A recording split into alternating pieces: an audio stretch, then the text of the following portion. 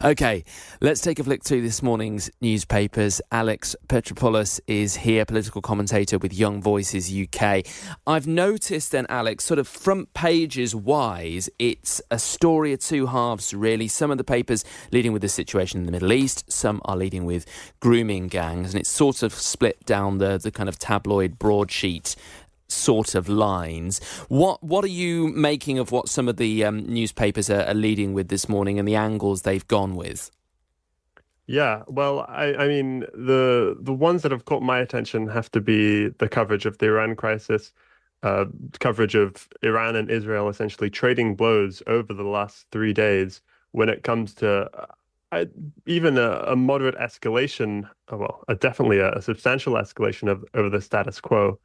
And for me, I guess the takeaway is that yes, there's focus on the bloodshed and on the missile so far, but there seems to be a lack of focus for now on the causes behind this and what role the US is playing, what role the UK can play in securing a deal and what that will take. Yeah, and this is what Donald Trump has been pushing for this whole time. And there's suggestions that sort of there's this good cop, bad cop routine where Donald Trump is good cop and he's saying to Iran, you need to come to the table, you need to negotiate, and Israel's going, and if you don't, this is what's going to happen to you. Front page of the Times today, Trump says full might of US ready for conflict. Do you think that is a bit of an escalation there from Donald Trump saying the US is prepared to get involved here if Iran doesn't sort itself out and negotiate and come up with this agreement for what it's going to do with its nuclear program? Trump likes to use these verbal threats. He will say one thing with regard to, you have to do this and then be willing to sign a deal for another. I think Iran knows that the US doesn't want to have its military involved, doesn't want to spend its military resources there. It's pretty clear that the US wants to focus all of its attention around China, around Taiwan. That's why they're asking Europe and the UK to focus on Russia.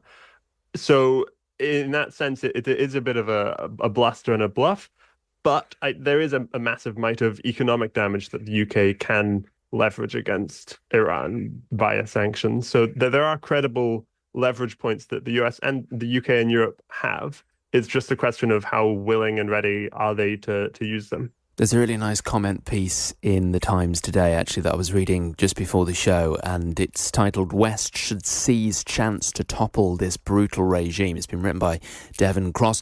Where do you think the British public is on that? How involved the UK, for example, should get in regime change in Iran? I think that the British public would be very hesitant to get involved. I think that were the UK in a position of strength, were the UK, problem solved, things are going up, we're on the right trajectory, maybe the British public would accept it. And also, were there a more clean narrative around Israel's participation in this war? Obviously, it's not the same as Israel's war and occupation of Palestine, but the two will definitely get blurred within the public's consciousness. So I just don't see how it could possibly be on the cards. It would really send messages of a lack of priorities from the Prime Minister when there are so many problems to be fixed, when the British public are calling out for so many of the problems plaguing their everyday's lives to be resolved. It really wouldn't make that much sense. You say that, and yet, sort of time and time again, we see the issues that are playing out on the world stage at the moment affecting the quality of life in the UK. And there's a warning today from Rachel Reeves, the Chancellor, of rising oil prices because oil refineries have been hit in Iran by Israel, and that is going to impact people in the UK. And I wonder how much the British public is maybe aware of how interlinked all of this is.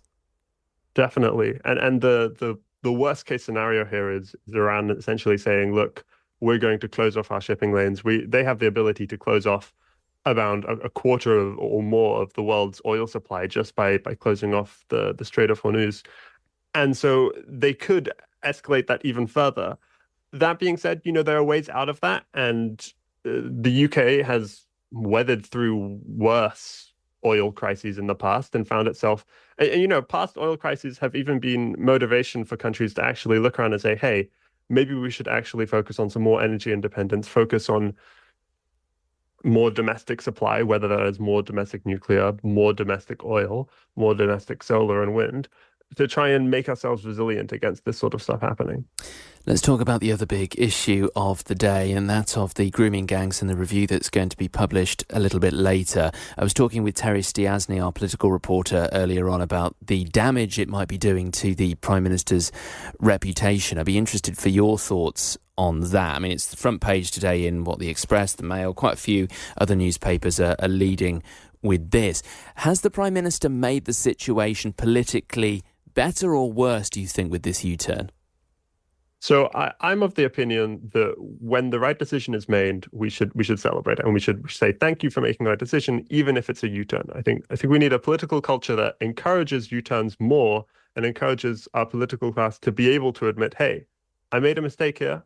I was missing some key piece of information, or maybe my default way of thinking was one. And a default way of thinking of, assuming competence rather than this massive scandal and corruption is probably usually a good default way of thinking to have. In this case, I think it was the completely wrong one. And I think that it's very, very good that we're getting this grooming gangs inquiry. But I think that the British public will hopefully agree with me that it's better to make the right decision eventually than not make it at all. I was saying earlier how it's such a divisive issue, this, but I'm quite surprised as to how we got to that being the case. Elon Musk getting involved, a lot of misinformation, a lot of, frankly, nonsense being peddled online that sort of seems to have been picked up along the way in some shape or form. How do you think we got here? Yeah, this is. It looks like the case of a bad messenger finding a good message, or finding the right message, and maybe it tells you something about the fact that this story had to be pushed by some of the figures in British politics who maybe people would find less distasteful and would be less trusting to bring forward these arguments. But I think that maybe underlines both the fact that we should evaluate these things on their facts and not on who is bringing forward messages, and also the fact that maybe we have a culture that is making it impossible for people to bring forward the political arguments, to bring forward the ideas that they think are correct, because they think they might not be tolerated, right? And a society that prioritized correctness and better epistemics and pursuit of the truth rather than pursuit of what feels right might be a society that goes through fewer struggles. Let's move on to some lighter topics, shall we? Because there's plenty in the paper to put a smile on your face if you need a bit of a break from the rather depressing news that exists at the moment. This is fun. I think a lot of people who own cats or dogs or even hamsters will probably be able to relate to this one. Pet owners say yappy birthday with parties and lavish gifts. So this is the rising number of people who are celebrating their pets' birthday. Come on, admit it, Alex. Have you got a cat or a dog, and do you celebrate its birthday?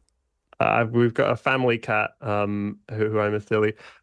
I think we have celebrated its birthday, although I will say, actually, I think my cat loves Christmas even more because you throw in some tinsel, or maybe the cat sort of decides that the tinsel on the tree is its gift and will just make an entire mess, and you'll find the cat later just covered in tinsel surrounding it in knots that you're like, how did you manage to find this out? So maybe Christmas over birthday. Well, this is amazing, the stats on this, though. Almost 2/3 of Britain's, and there's 22 million pet owners in Britain, by the way, 2/3 of them celebrate an animal's birthday. The animal doesn't know, just to let you know, that that your dog doesn't know that it's its birthday. It just knows that you're giving it loads more treats. And then the amount of money that's spent on this, by the way, this is spent actually buying things like birthday presents for your dog or your cat, an average of £121 each, a combined 1.7 billion quid. This is big business. It is, yeah, but I would sort of poke holes at how fungible that number is, that money was probably going to be spent on the animals in some way or shape or form eventually. It's just I'm seeing dogs of... in party hats here, Alex. I'm not sure. maybe, whatever brings people joy. That's very true.